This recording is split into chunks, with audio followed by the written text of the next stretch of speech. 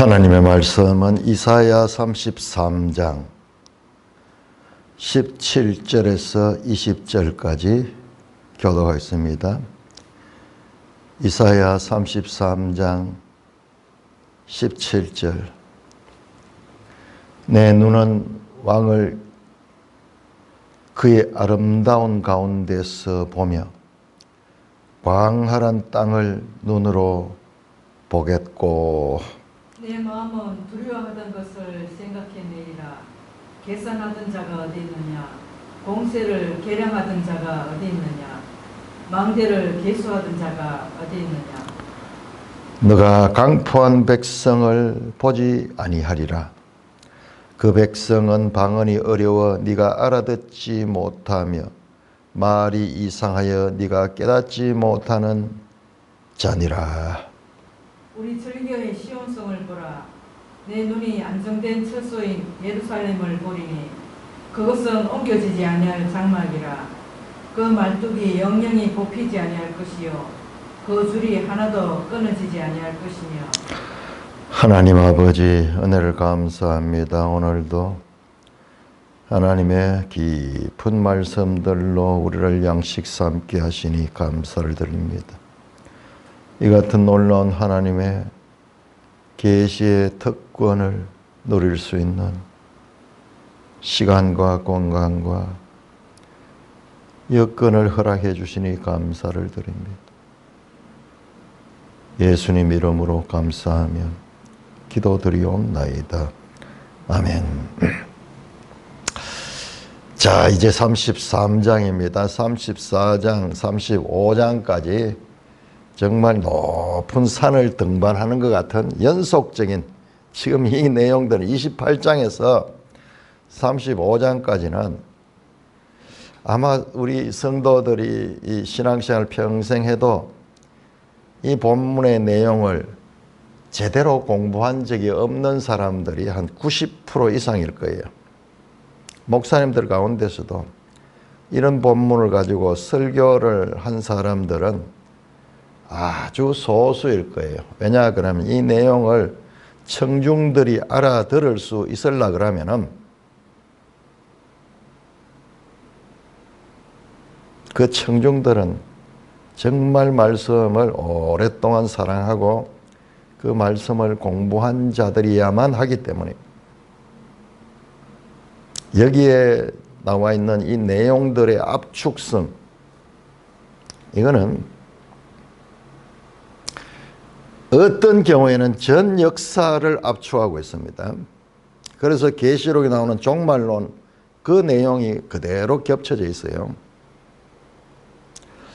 자, 우리가 어제 말씀을 봤는데 말씀을 전하고도 제가 준비하고 전했지만은 쉽지 않아요. 다시 한번 우리 어제 말씀 가운데 7절에서 16절에 보시면요. 7절에서 16절에 보시면은 특별히 10절에 여호와께서 이르시되 이제 내가 일어나며 이제 내가 나를 높이며 이제 내가 지극히 높아지리라. 이 말씀은요. 이 말씀은 엄청난 말씀이에요. 이 말은 내가 이제 세 번이나 반복되며 나타난 거. 하나님이 일어나시는 거예요. 쿰, 달리다 쿰 가듯이 하나님이 일어나시는 시간은 하나님이 심판하시는 시간이에요. 그 전까지는 마치 하나님이 주무시는 듯이, 하나님이 외출했는 듯이, 그래서 세상 사람들이 하나님을 무시하는 거예요. 악이 웬만해도 뭐 심판이 없으니까는 하나님이 있기는 한 건가? 있으면 한번 심판해 보시지. 하나님을 조롱하기도 하는 거예요. 그런데 하나님의 시간, 하나님이 일어나시는 그 시간은, 심판의 때는 그 앞에 바람에 나는 겨와 같이, 바람에 날리는 티끌처럼 이 세상 피조물들은 그 앞에 무기력하게 심판의 불에 타서 멸망하게 될 것입니다. 자, 그래서 그 심판의 대상인 주의 대적들, 구체적으로 이 시대의 아수르가 망하고, 그 다음에 시온의 죄인들, 14절 나오죠. 시온의 죄인들, 예루살렘에 있는 죄인들. 장소가 문제가 아니야. 예루살렘에 있다고 다 구원받는 것이 아니야. 시온에 있지만 믿음이 없는 자들은 두려움하면서 그 심판을 바라보며 두려움 가운데 떨고 있는 모습이 17절입니다. 17절. 그러나 18절부터는 시온에 거하는 믿음을 가져서 구원받는 자들이 나오는데, 그 구원받는 자들은 특징이 뭐냐 그러면 삶의 윤리가 하나님이 기뻐하시는 의로운 삶을 사는 자들입니다.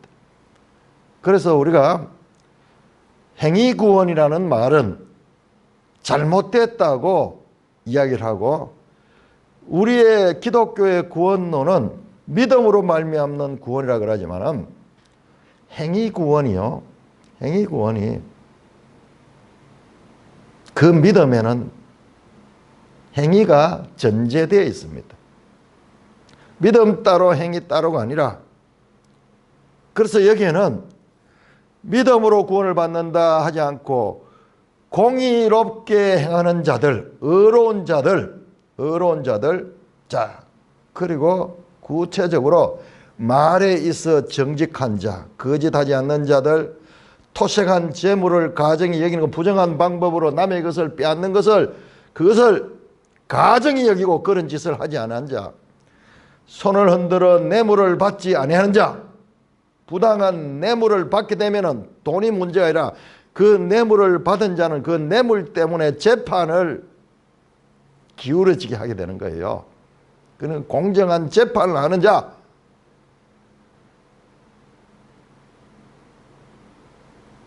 여기는 부정적으로 썼지만은 뇌물을 받지 아니한 자는 뭐냐?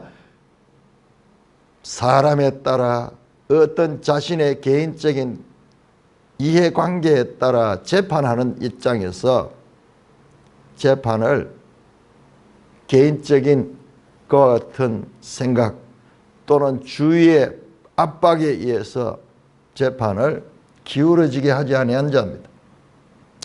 길을 막아 피 흘리려는 꾀를 듣지 않은 자, 사람들이 모여서 음모를 펼치며 다른 사람을 공격하며 헐뜯으며 그들을 끌어내리기 위한 그런 음모에 참여하지 않은 자, 눈을 감아 악을 보지 아니하는 자, 공의롭게 행하는 자, 정직히 말한 자, 토색한 재물을 가정히 여기는 자, 손을 흔들어 뇌물을 받지 않은 자, 길을 막아 피를 흘리는 꾀를 듣지 아니하는 자, 눈을 감아 악을 보지 않은 자. 7번 나오네요. 7번. 뭡니까? 전부 삶에 있어서 의로운 삶을 사는 자.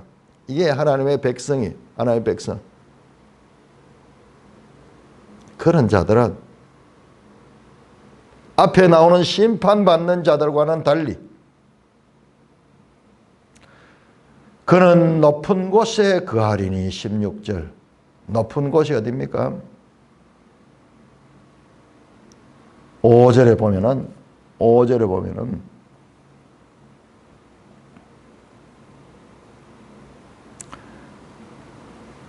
여호와께서는 지극히 존귀하시니 그는 높은 곳에, 하나님이 거하시는 곳에 거하는 거예요. 천국에 거하는 거예요.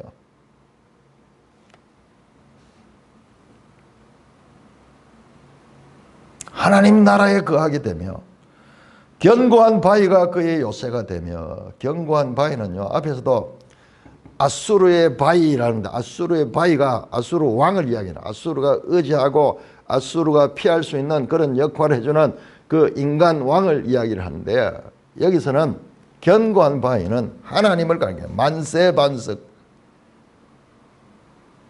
조그만 바위가 아니고 큰 바위입니다. 여러분, 바위가 가지는 이 의미는 우리는 몰라요. 우리는 막 바위들이 있으면은 뭐 이 농사 짓기도 불편하고 그 바위 때문에 그 바위 있는 곳은 아무것도 할 수 없잖아요. 그런데 이 바위, 큰 바위들이 광야에 있으면은 그 광야가 그 뜨거운 폭양 아래, 폭력적인 더위 아래 피할 수 있는 피난처가 되는 거예요. 그리고 큰 적들로부터, 여기 이제 짐승들 가운데서 사반 가는 거예요. 이런 건 지면추로 작은 것들인데, 이런 것들은 아무 힘이 없잖아요. 광야에 무서운 들짐승들이, 불뱀 이런 것들 오면 완전 밥이거든요. 근데 이것들이 바위 사이에 속 들어가 버리면은 덩치가 큰 거는 거기 못 들어오는 거예요. 못 들어오는 거예요. 그래서 이 바위가 그들의 피난처가 되고 그들의 보호처가 되는 것입니다. 그렇듯이 하나님이 그의 피난처 요새가 되고 그의 양식은 공급되고 그의 물은 끊어지지 아니하는 이와 같은 하나님 나라의 영광에 참여하는 자들이 된다고 말씀합니다. 여기서 너무나 놀라운 것은 이와 같은 윤리적 삶을 사는 자들이 구원받는 백성이라는 이 말씀은, 이것은요 다른 종교와 비교하면요 완전히 구별됩니다. 다른 종교는요 이런 게 없어요. 그냥 자기 신한테 정성을 많이 들이고 절을 뭐 1000배를 하든지 100배를 하든지 절을 하고, 그 다음에 예물을 많이 갖다 바치고 뭐 그런 자들이 하나님이 돌보아 주지만은 그거 아니에요. 하나님과 아무 관계 없어요. 인간관계에서, 사회생활에서, 가정생활에서 의로운 삶을 사는 자들입니다. 그들이 하나님 나라에 거하게 되며 그 안에서 평안과 그리고 풍요를 누리게 될 것이라고 말씀하고 있습니다. 자, 오늘은 계속해서 17절로 넘어갑니다. 17절. 네 눈은 왕의 아름다운 가운데서, 왕을 아름다운 가운데서 볼 것이며, 여기 왜 갑자기 왕의 티 나오는가? 자, 이 왕 한번 보세요. 이 왕이 어디서 나왔는가? 32장 1절 보라, 장차 한 왕이 공의로 통치하는, 그 왕이 의로운 왕이야. 그 왕이 의로우니까는 그 방백들도 정의로 다스리는 그 나라입니다. 그 사람은, 그 왕은 광풍을 피하는 곳에 폭우를 가린 곳 될 것이며 마른 땅에 냇물 같을 것이며 곤비한 땅에 큰 바위 그늘 같으니, 이 왕이 바로 이거네요. 이 왕이 지금 여기 나오는 방금 우리가 봤던 15절 16절에 나왔던 같은 왕이네요. 같은 왕. 피난처가 되고 그늘이 되고. 자, 그러죠. 자, 다시 그 32장에 나왔던 그 왕의 이야기가 여기 다시 등장합니다. 네 눈은 왕의 아름다운 가운데, 왕을 아름다운 가운데서 보니 영광스러운 왕의 모습을 볼 것이며 광활한 땅을 눈으로 보겠고, 그 왕이 다스리는 넓은 땅을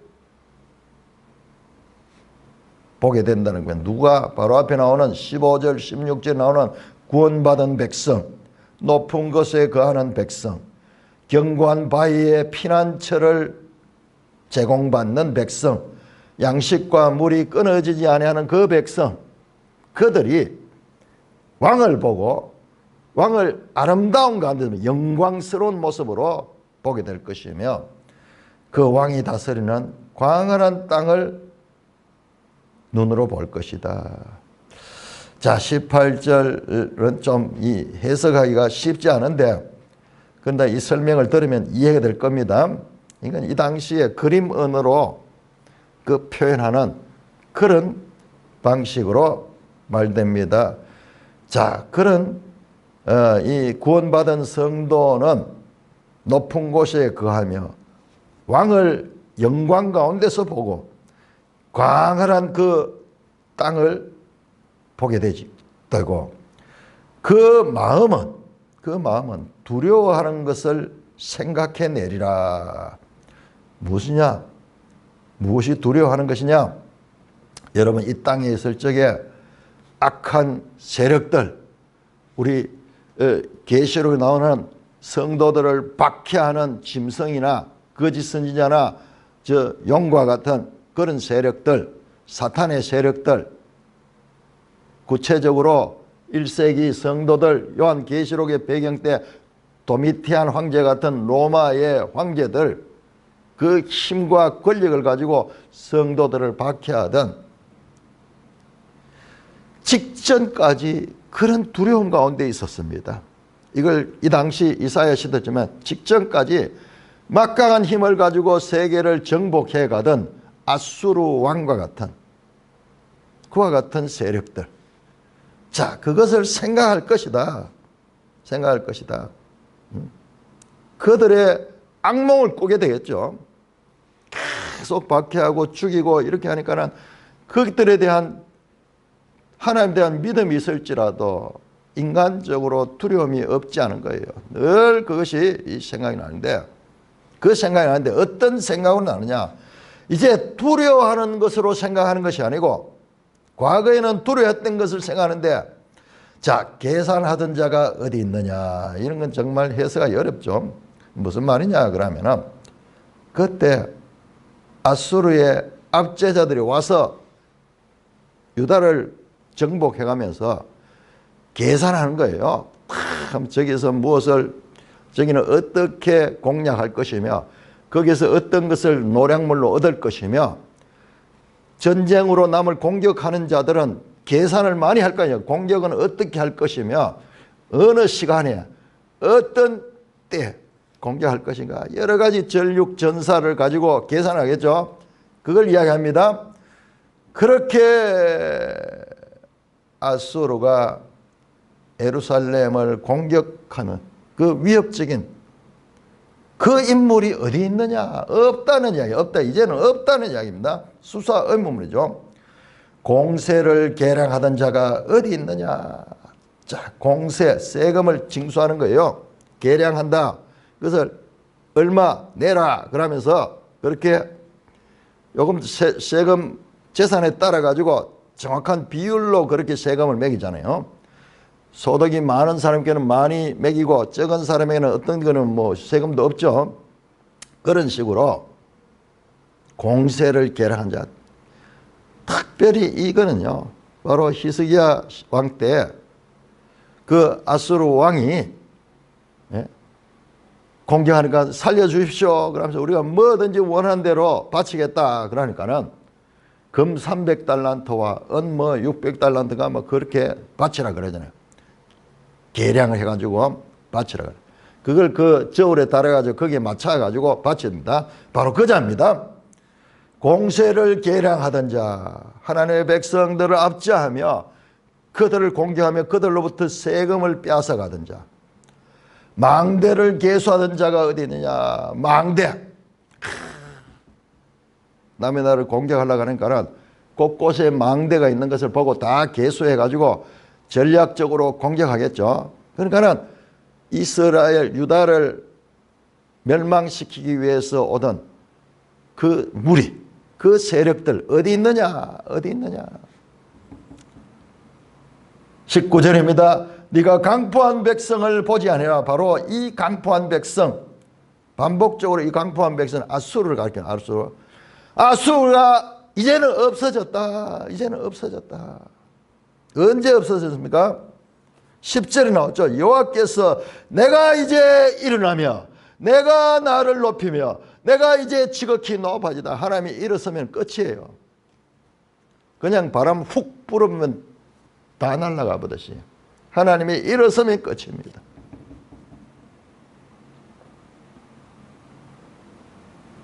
(3절에) 나오니요. 33절 3절 요란한 소리로 말미암아 민족들이 도망하며 주께서 일어나심으로 말미암아 나라들이 흩어졌다. 하나님이 일어서면은 이놈 하면은 끝이 나버리면 끝이 납니다. 하나님의 그 영광스럽고 위험스러운 모습입니다.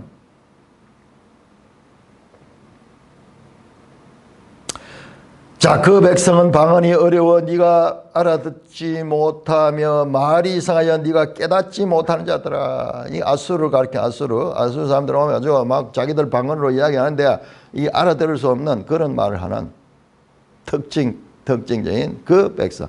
아수르를 가리키면서 이거는 1차적으로 아수르면서 이건 궁극적으로는 하나님의 대적들, 교회를 박해하고 성도들을 박해하는 적 그리스도와 같은 자들.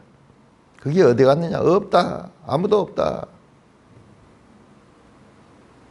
20절입니다.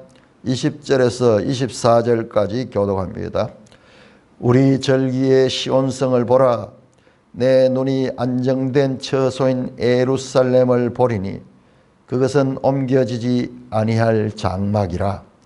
그 말뚝이 영영이 뽑히지 아니할 것이요 그 줄이 하나도 끊어지지 아니할 것이며. 여호와는 거기에 위험 중에 우리와 함께 계시리니 그곳에는 여러 강과 큰 호수가 있으나 노젓는 배나 큰 배가 통행하지 못하리라.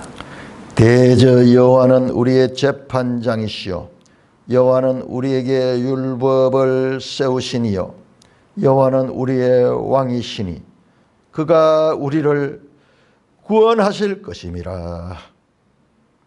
내 돛대줄이 풀렸으니 돛대의 밑은 튼튼하지 못하였고 돛을 달지 못하였느니라.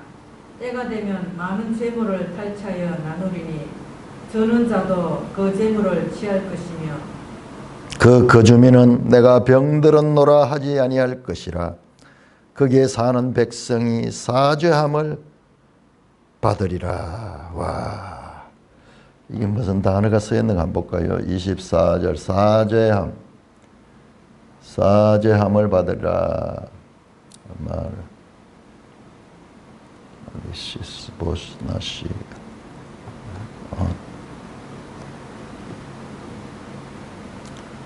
아본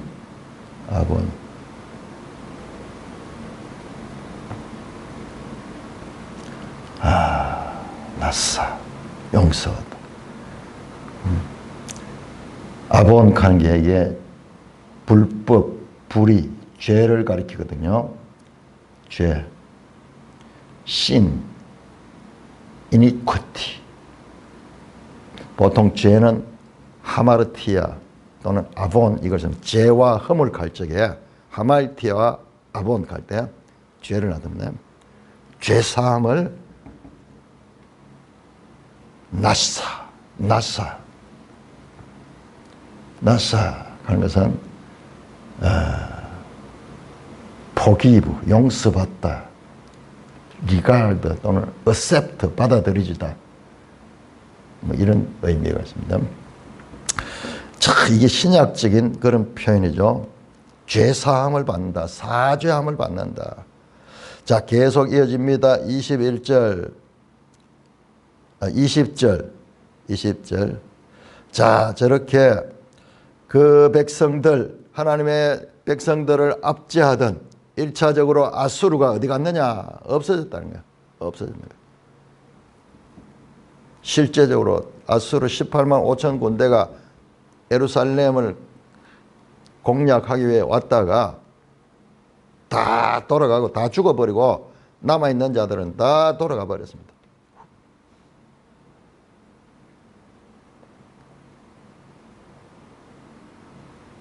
반대로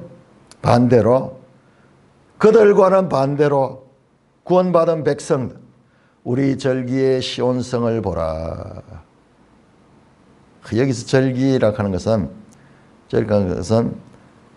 시온성, 유다를, 예루살렘을 가리킵니다. 예루살렘의 절기, 여기 절기라고 번역이 됐는데 여기에 이 회중으로도 번역할 수 있습니다. 회중으로도 번역할 수 있습니다.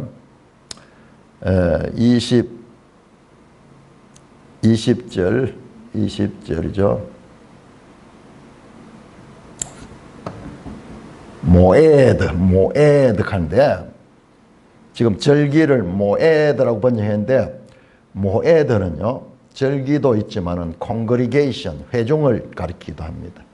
이게 교회를 히브리어 말할 적에 모에드라고, 모에드, congregation. 첫 번째 의미가 회중. 두 번째가 피스트, 축제, 시즌, 절기, 뭐 이런 것들이에요.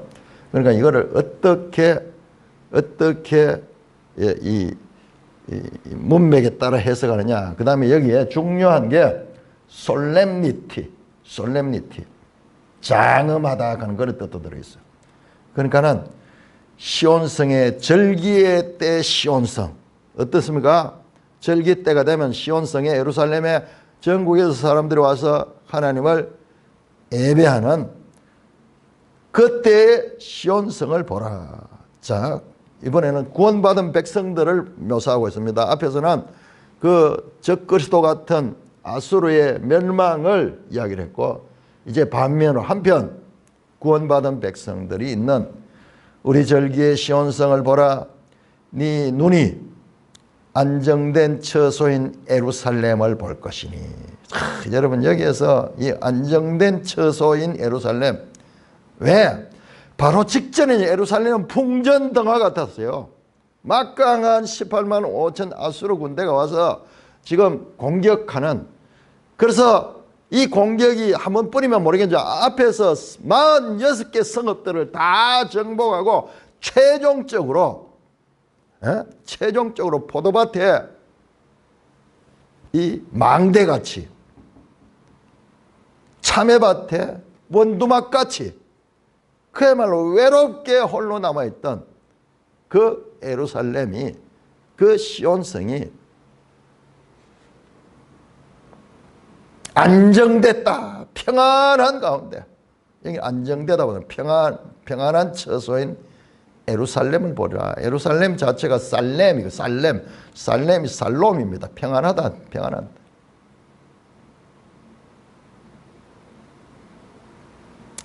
그것이 옮겨지지 아니할 장막이요 그 말뚝이 영영이 뽑히지 않을 것이요 그 줄이 하나도 끊어지지 아니할 것이다. 뭡니까? 이걸 장막으로 비유한데, 옛날 성막은 전부 텐트로 되어 있잖아요. 그러니까 텐트가 이게 바람이 불거나 이러면 막 안정감은 없잖아요. 그런데 말뚝이 영영이 뽑히지 않고, 그 말뚝을 통해서 텐트를 지탱하는 줄이 하나도 끊어지지 아니할 것이다. 그러므로 이 텐트가 옮겨지지 아니할 정도로 든든하게 안전이 있다는 그림 언어입니다. 그 그림 언어입니다. 텐트를 치는데 말뚝이 쑥 뽑히면 뭐 넘어가죠. 그게 견고하게 있고 줄도 끊어지지 아니하고, 그래서 예루살렘은 든든히 안정되게 있다고 말하고 있습니다. 21절 여호와는 거기에 위험 중에 우리와 함께 계시니, 그 시온성에 하나님께서, 여호와께서 위험 중에, 17절에 아름다운 가운데, 왕을 아름다운 가운데서 본다 그랬는데, 여기에는 여호와가 거기에 위험 중에 우리와 함께 계시네. 여기서 위험이라는 것은 이게 21절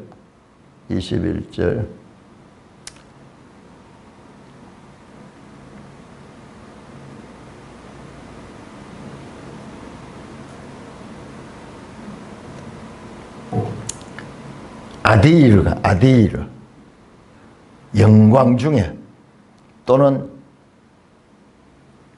노블스 아주 고상하게, 그 다음에 마이티 힘있게 뭐 이런 뜻이 여기 있습니다. 위험 중에 우리와 함께 계시니, 구원받은 백성들을 그와 함께 계십니다. 임마누엘, 그곳에는 여러 강과 호수가 있으나 노젓는 배나 큰 배는 통행하지 못하더라. 자, 이것도 해석하기 참 어려워요. 자, 그 여호와가 우리를 위해서 싸워주시고 위험 중에 함께 하시는, 그로 말미암아 대적들이 바람에 날리는 곁처럼, 바람에 날리는 티끌처럼 그렇게 무너질 적에, 날아가 버릴 적에 그곳에 여러 강과 큰 호수가 있으나, 이것도 하나의 비유적인 표현인데, 사실 예루살렘에는 뭐 큰 호수 뭐 있기는 있네요. 저 사해도 호수예요. 사실은 바다가 아니고 갈릴리도 호수네요. 여러 강들과 호수가 있으나 노젓는 배나 큰 배는 통행하지 못하더라. 자, 여기서 노젓는 배나 큰 배가 이게 뭘 가리켰냐? 자, 이거는 우리가 그래도 우리가 이 영화 같은 걸 통해서 봤기 때문에 이제 이런 게 좀 이해가 돼요. 그냥 노짓는 배는 다 노를 저 가잖아요. 그런데 여기 노짓는 거는 우리 배너 같은 영화 봤잖아요. 그거 보면은 큰 배의 지하에 밑에서 노예들이 쫙 앉아가지고, 그래서 북소리에 맞춰가 노를 젓잖아요. 그러면 큰 배가 움직이잖아요. 그걸 전쟁할 적에 나오는 그런 배. 노젓는 배나 큰 배가 통행하지 못하라. 그곳에는 싸움을 하기 위해서 오는 그런, 오늘날 좀 해군이겠죠. 그런 대적자가 없다는 것입니다.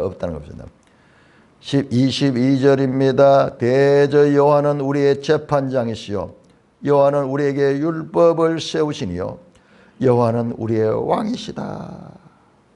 자, 이와 같은 구원받은 백성의 장면을 보고 이사야가 지금 여기서 시적으로 찬양하는 거예요. 하나님의 찬양. 그러니까 지금 이게 무엇을, 주어가 뭔가를 분별하기가 정말 어려워요. 대저 여호와는, 대적하는 것은 키, 왜냐하면 여호와는 우리의 재판장이시요 여호와는 우리의 율법을 세운 자요 여호와는 우리의 왕이시다.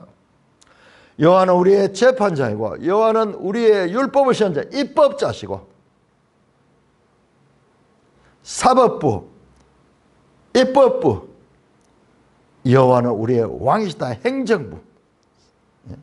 오늘날 삼권 분립, 이 모든 게 분립이 아니라 삼권이 다 하나님께 있다는 찬양을 하고 있습니다.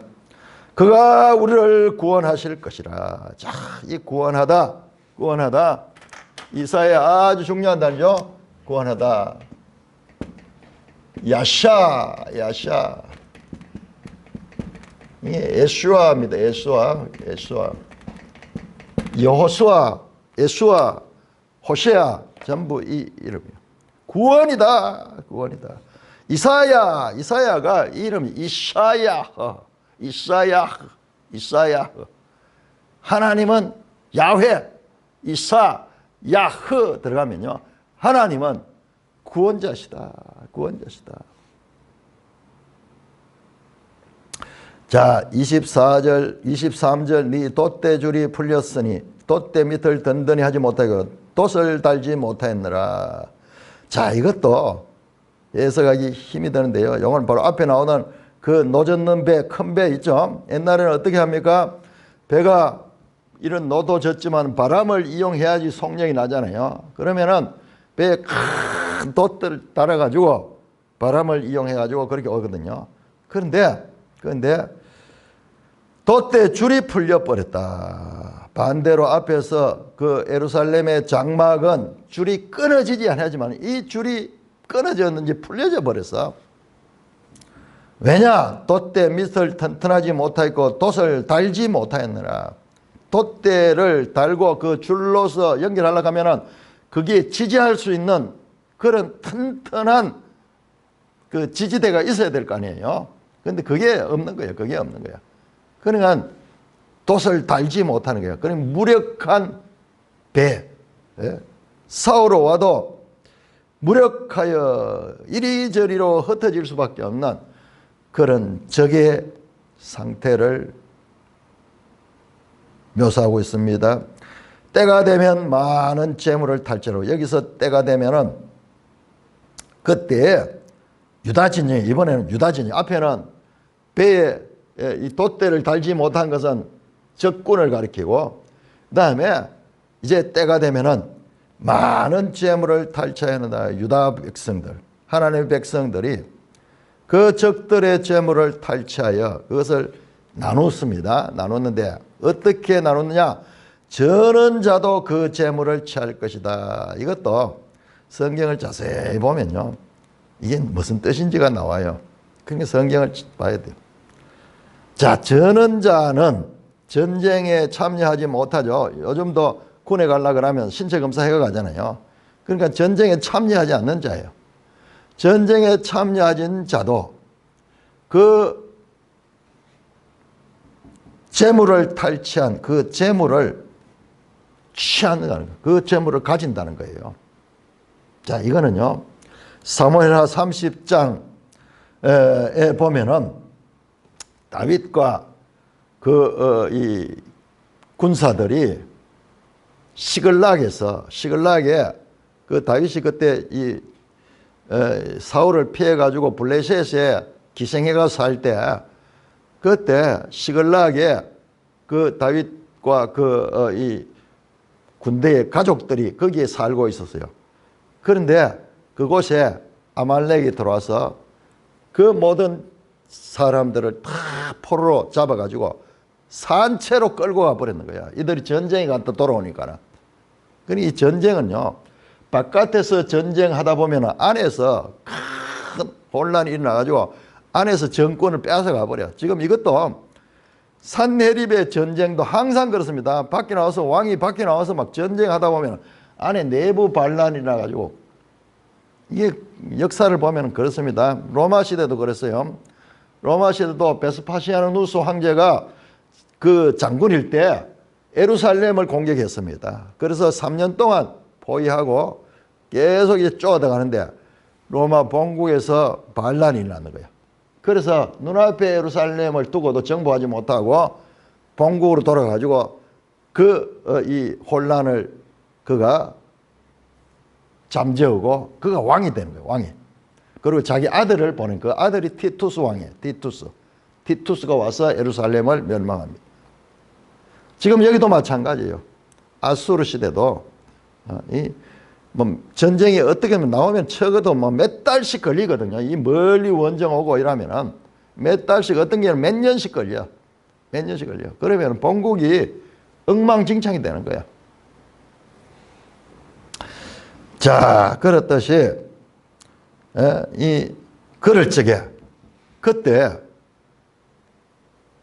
다윗이 백성들로부터 막 조롱당하며 그리고 비난당하며 막 우리 가족들 살리내라 그러면서 그럴 적에 수모를 당하죠. 그때 아직 왕이 되기 전이니까는. 근데 군대를 이끌고 축에 가잖아요. 축에서 그대로 그 재물들, 그 가족들 다 찾아옵니다. 약탈당했던 재물들, 그 다음에 사람들 다 찾아가지고 돌아옵니다. 돌아와서 어떻게 하냐, 그 약탈물들을 모든 사람들에게 다 나눠줍니다. 전쟁에 참여하지 않는 사람들에게도 다 나눠줍니다. 그때 그 전쟁에 갈 때에도 많은 사람이 갔다 중간에 이탈됩니다. 너무 멀리 가니까는 힘들어가 이탈되는. 그러니까는 끝까지 전쟁에 참여해서 그 포로를 구해오고 재물을 약탈해 온 사람들은 당연히 이 모든 것들은 우리 것이고 딴 사람은 줄 필요가 없다. 그들은 전쟁에 참여하지 않는데 우리는 목숨 걸고 했기 때문에 거기에 대한 보상으로 이 약탈한 이 탈취물은 우리가 가진 것이 맞다. 그러면서 했는데 다윗이 뜻밖의 결론을 내립니다. 전쟁에 참여하는 자들 다 저는 자까지 다 참여시킵니다. 다 줍니다. 왜? 이 전쟁은 우리가 싸웠지만은 우리가 싸운 것이 아니라 하나님께서 이기게 했기 때문에, 이 전쟁은 하나님의 전쟁이기 때문에 이것은 마치 우리가 이 전쟁에서 이 승리한 것처럼 우리가 이 약탈한 것들을 가질 것이 아니라 온 백성이 도로 가져야 된다. 지금 그 말이에요. 그 말. 그래서 저는 자도 그 재물을 탈취할 것이다. 그 승리의 영광의 기쁨으로 함께 누리게 되는 거예요. 여러분, 새하늘 새 땅에 이런 곳이에요. 이 세상에는 빈익빈 부익부, 가진 자는 더 가지게 되고 뭐 이런 자본주의적인 요소가 있습니다. 있지만은 그 나라에는 그렇지 않아요. 그렇지 않아요. 다 함께 기쁨에 참여하게 되는 것입니다. 24절 보세요. 24절도 그 거주민은 내가 병들었노라 하지 아니하고, 거기에 사는 자들은 병이 없어. 질병이 없어. 여러분, 오늘날도 질병 없는 사람 찾아보기가 힘들죠. 젊은 사람들 가운데는 있을란가? 나이 들면 다 질병이 있어요. 그런데 나는 질병이 없노라, 병들었노라 하지 아니하고, 거기 사는 백성이 사죄함을 받더라. 이건 너무 놀랍니다. 죄사함을 받는, 죄사함을. 그 나라에 그 백성들은 높은 데 거하는데 그건 죄사함을 받아서 거기 거하고, 그리고 병든 사람이 없어. 병든 사람이 없어. 여러분, 이것은 요한계시록의 최후의 전쟁, 요한계시록 16장에 나오는 하마겟돈 전쟁, 20장에 나오는 예수님의 재림 때 일어나는 그와 같은 백마를 타고 온 그 전쟁, 19장이죠. 19장. 20장에 천년 동안 갇혀있던 사탄이 그 무적에서 나와서 그 곡과 마곡을 일으켜가지고 사랑하는 성도들의 진을 둘러 공격하려 하는 그 전쟁, 그 전쟁의 모형입니다. 그 전쟁은 자세히 보시면요, 전쟁이 없어요. 전쟁하는 포함을 해서 16장에는 저 아마겟돈으로 동방에서 오는 왕들이 그들과 더불어 이 땅에 동방에 오는 왕들과 더불어 용과 거짓 선지자와 짐승이, 위로는 영적인 세력들, 땅에서는 땅의 왕들이 연합해 가지고 지금 최후 결전을 벌이고 하지만은 그 전쟁은요, 하늘에서 우박이 내려와서 그들이 멸망합니다. 19장에 백마 타고 오는 예수님의 전쟁도 마찬가지입니다. 그 전쟁은 상대방은 일방적으로 시체로 변합니다. 시체로 변해. 그 입에 검으로 치버리면은 아무도 대항하지 못합니다. 그래서 새들이 와서 그 시체들을 먹는 새들의 잔치가 벌어집니다. 20장에 나오는 곡과 마구의 전쟁도 마찬가지입니다. 그들이 성도들의 진을 두르고 제일 이 본문하고 맞던 게 20장 그 전쟁이에요. 최후 전쟁이에요. 그 용, 사탄이 무정에서 1000년 동안 있다가 거기서 나와가지고 그의 세력들을 다 둘러 모아가 어떻게 하냐? 성도들의 진을 둘렀습니다. 마치 산헤립이 예루살렘 성전을 지금 포위하고 있는 것과 마찬가지로. 그러나 그 전쟁은요, 없어요. 하늘에서 불이 내려와서 그들을 다 살라버립니다. 끝입니다. 최후의 전쟁이에요. 그야말로 끝이고, 내가 보니 흰 보좌가 있는데, 그러면서 심판 장면 나오고, 그 다음에 21장 가면은 새하늘 새 땅이 나와서, 새하늘 새 땅이 없으면 거기는 다시는 사망이 없으며 애통한 것이나 병든 것이나 아픈 것이 없다. 바로 이거잖아요. 거기에 사는 사람은 내가 병들었노라 하지 아니하며, 거기에 사는 백성들은 누굽니까? 죄 사함을 받은 자들, 그런 자들만 거기에 있는 것이요. 그래서 다시는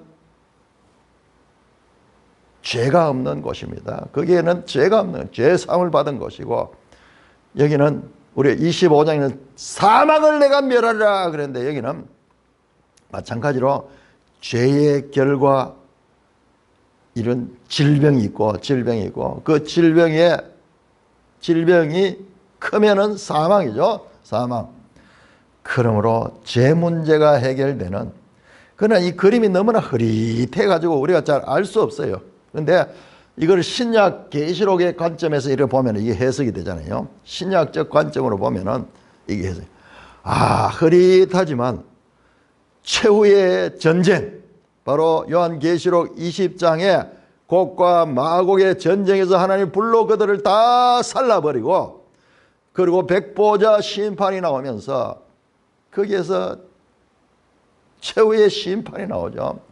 마침내 어떻게 됩니까? 사망조차도, 사망과 음부도 불못에 던져지는 최종적인 이와 같은 심판, 그리고 21장에 나오는 새하늘 새 땅의 그 영광의 모습들과 이게 흐릿한 그림자처럼 여기에 비춰져 있는 것입니다.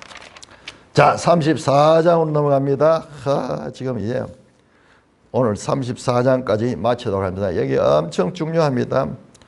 중요하다는 건 알지만은 그 의미를 제대로 깨닫지 못하는 유명한 대표적인 본문이 이런 본문이에요. 이런 본문.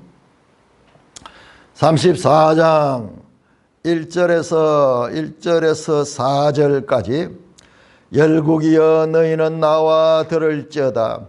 민족들이여 귀를 기울일지어다.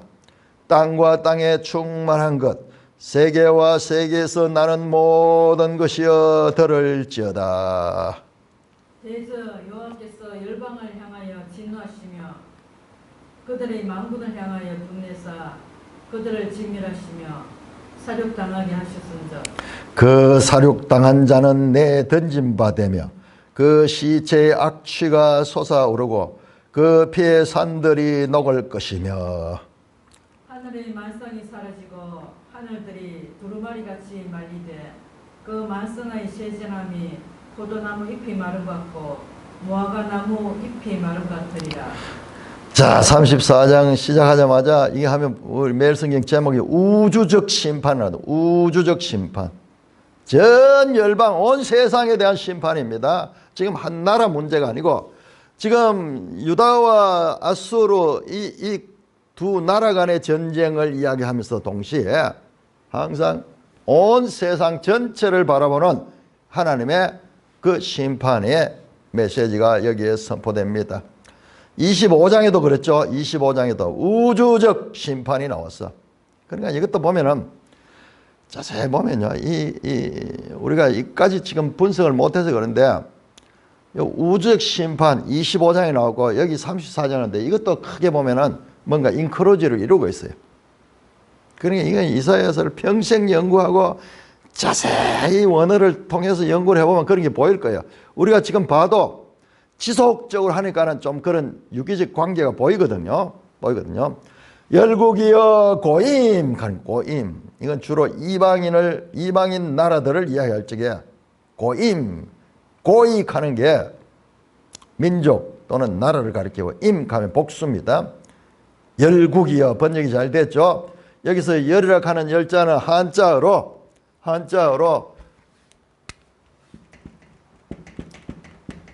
열국이죠. 나라 국자 이거는 많다는 거예요. 많다고. 많은 10개의 나라가 아니고 많은 이 세상의 나라들. 너희는 나와 들을지라 민족들아. 여기도 민족들입니다. 민족들. 그러니까 이 세상에 많은 나라가 있고 많은 민족들 있죠.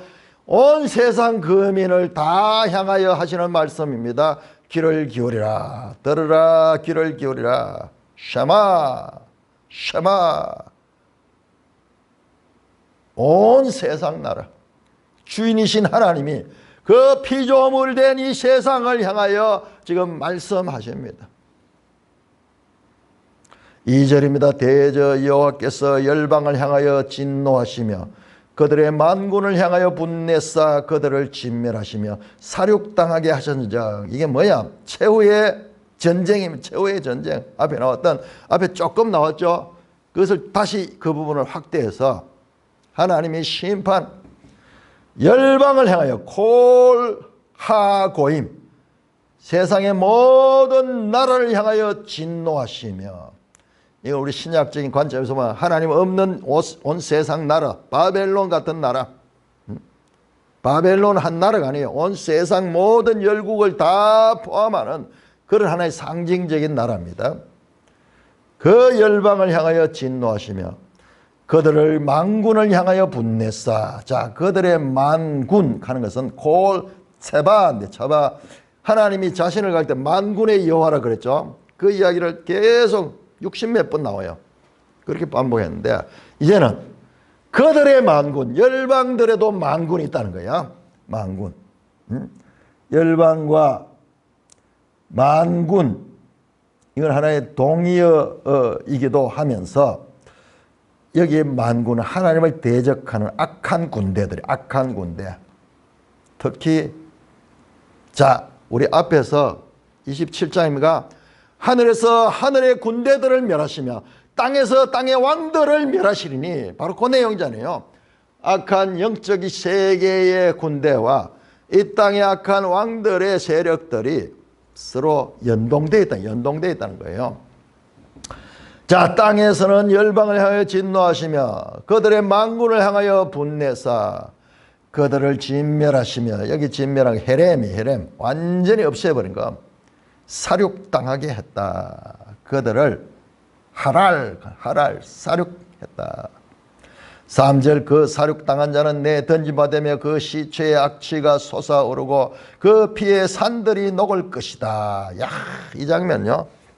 자, 그러면서 이 장면이 다시 산헤립 군대, 아수르 군대가 18만 5천이 예루살렘을 포위했다가 하나님께서 하루밤에 불로 심판하십니다. 불로 심판. 그래서 어떻게 됐습니까? 18만 5천 명이 하루 만에 다 죽어버렸어요. 그러면 어떻게 했어요? 그거 어떻게 했습니까? 우리 상상도 못해요. 그냥 숫자로 이러지만 실제로 10,000명이, 아니 1,000명이 죽어있다 그러면요, 그 어떻게 시체를 처리할 거예요? 처리하긴 해야 돼요. 그런데 새들이 와서 다 뜯어먹게, 들짐승들이 와서 소문 듣고, 막 잔치 소문 듣고 온 데 와가지고 새들, 맹금류들 오고 그 다음에 들짐승들 오고, 그래서 그 처리할 거예요. 그렇게 처리해 줍니다. 안 그러면 사람 손으로 할 수도 없고, 그리고 부패하게 되면은 악취가 진동하고 거기에 전염병이 돌고 이렇기 때문에 그 시체를 그냥 두면은요, 여기에 저 예루살렘 성에도 악취가 말할 수 없이 나면 못 견디는 거예요. 한번 생각해 보세요. 18만 5천이 하루밤 사이에 죽임을 당했거든요. 그런데 어떻게 죽었다는 이야기가 없어요. 성경에. 어떻게 죽었다, 어떻게. 그래서 역사학자들은 전염병 때문에 죽었다면 그런 이야기인데, 성경을 자세히 보면 그거 아니에요. 하나님이 불로 쳤어요. 불로. 마치 곡과 마곡의 전쟁 때 이 사탄과 그 곡과 마곡의 세력들을 불로 심판했듯이 불로 심판했어요. 그 이야기가 앞에서 계속 나왔어요. 성경은 기록하고 있잖아요. 그 부분을. 그냥 자고 일어나니까 18만 5천 명이 다 죽었다. 근데 그것만 나와 있는데 한번 생각해 보세요. 그 죽은 시체의 냄새가 어떻겠나. 부패할 때 그 냄새가 어떻겠나. 지금 그 장면입니다. 그 사륙당한 자는 내 던짐받으며 그 시체의 악취가 솟아오르고 그 피의 산들이 녹을 것이며, 그 피가 또 얼마나 많겠어요. 피를 흘리니까. 그 장면. 그러니까 이게 18만 5천이 하룻밤에 죽었다. 우리는 성경에 그러면 나오시기나 그런 생각하는데, 한번 그거를 현실로 생각해 보면요. 와, 끔찍하여서 상상할 수도 없어요. 여러분, 100명의 시체가 늘어져 있어도요, 어마어마한데 18만 5천의 시체가 쫙.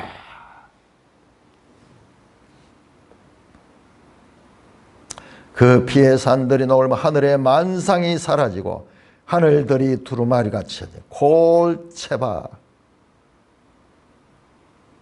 하늘의 만상이 사라지고 샤마임, 하늘들이라고 되어 있죠. 샤마임, 하늘들이 두루마리같이 막이고 만상이 쇠잔함이 포도나무 잎의 마름 같더라. 자, 이것은, 이 표현은, 자, 우리 한번 볼까요? 요한계시록 6장 13절.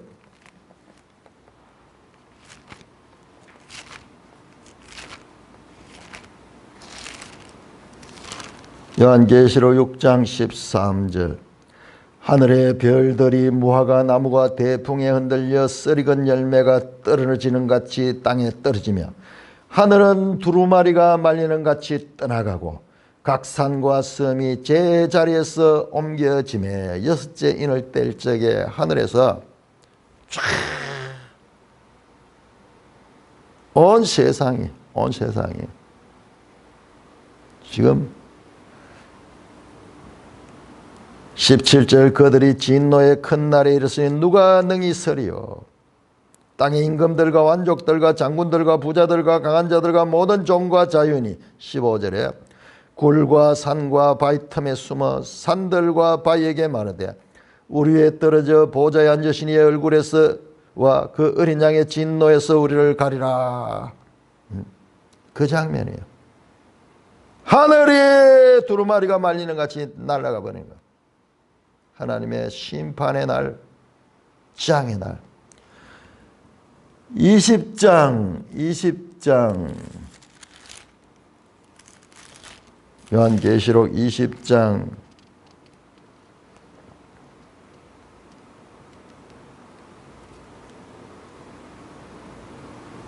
11절 20장 11절입니다. 또 내가 크고 흰 보좌와 그 위에 앉으신을 보니 땅과 하늘이 그 앞에서 피하여 간데 없더라. 우리 상상할 때 하늘과 땅이 없어져 버렸어. 두루마리 말린 건 말려져 버렸어. 이게 이제 종말론적인 그와 같은 심판의 때를 나타내는 표현입니다. 그러니까 계시록에 나오는 이런 표현들이 이미 다 구약에 나온 표현들이에요. 만상의 쇠자나무 포도나무 잎이 마름 같고 무화과 잎의 마름 같을 것이다. 모든 것이 말라서 떨어지는 하나님의 심판의 때 일어나는 우주적 심판을 묘사하고 있습니다. 자, 5절에서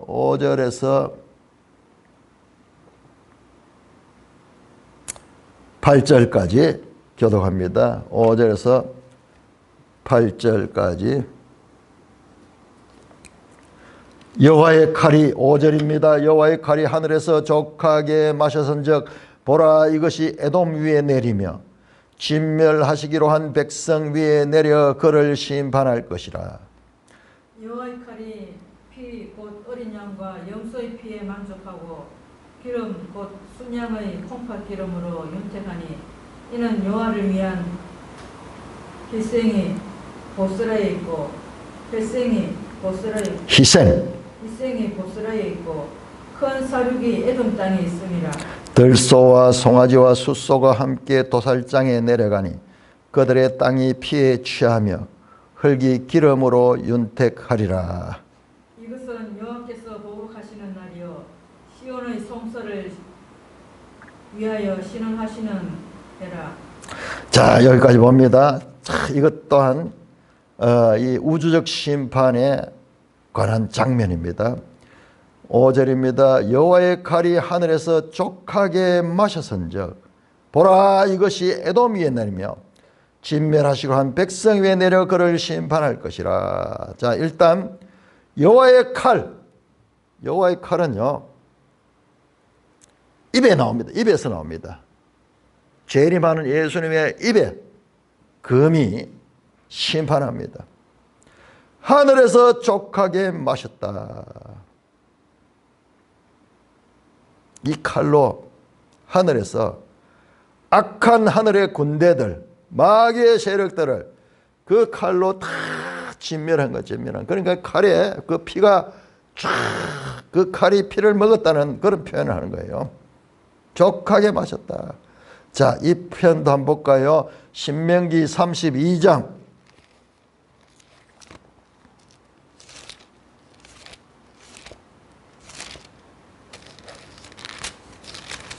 신명기 32장 41절.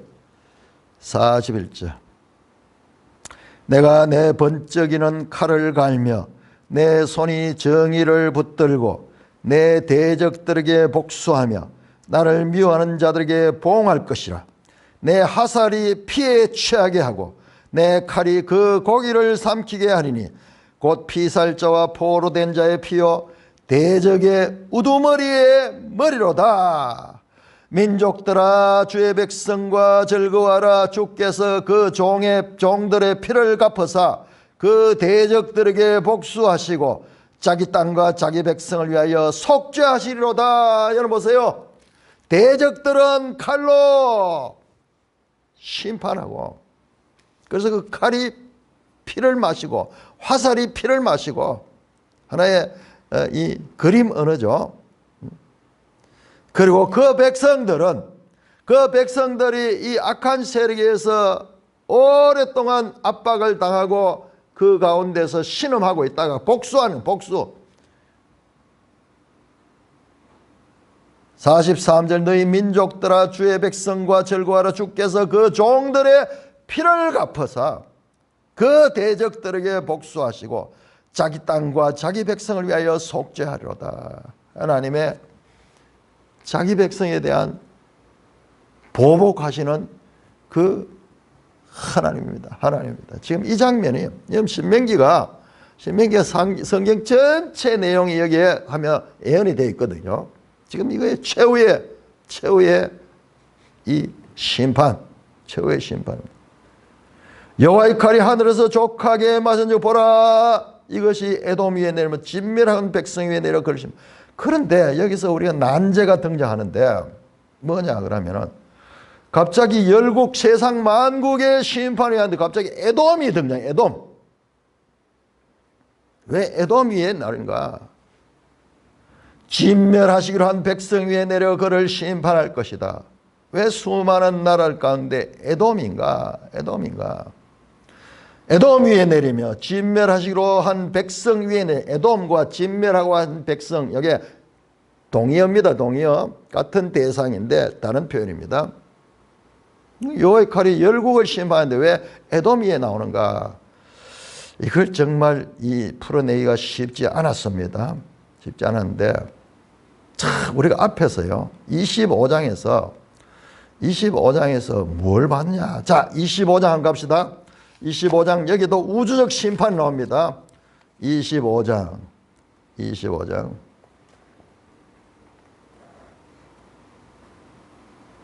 6절부터 보세요. 만군의 여께 이 산에서 만민을 위하여 기름진 것과 오래 저장하던 포도주로 연회를 베푸시고 사망을 다 멸하시는 이 우주적 심판의 때에, 자 9절에 보시면은 그 연속성상에서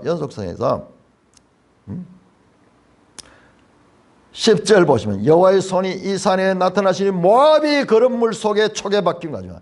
자기 처소에 밟힐 것이다. 갑자기 모압이 등장. 모압. 우주적 심판한데 모압이 집중적으로 거기에 등장합니다. 그래서 이 본문을 해석하기가 학자들도 이걸 해석을 잘 못해요.